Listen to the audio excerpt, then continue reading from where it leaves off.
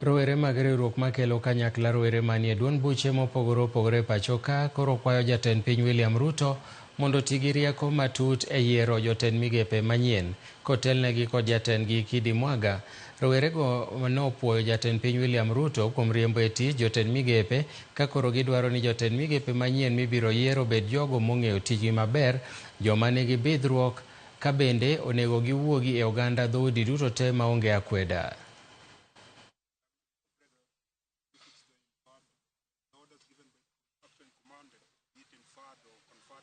Ne watimo romo ka miluongo ni interparties dialogue kama kaka jomatindo watwak kwapenjore ni to ere kaka Kenya ochopo kama rachni kama nyo odong' matin nono to nyo awito gima kisungu luongo ni our constitutional order.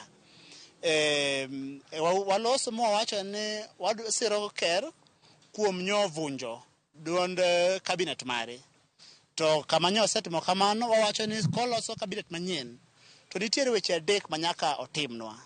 Namba achiel, nyaka oyie miwa chuo gi nyiri mobidhore. Namba ariyo, nyaka omiwa joma ong'eyo tich monengo bed ni gitimo.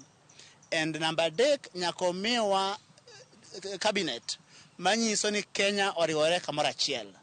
Ok wadwar sirikal machalo kagima en sirikand dhoudi ariyo. And I hope, as a young man in this country, going forward, the provision of a constitution that allows for public participation, going forward in terms of governance of administration would mean something.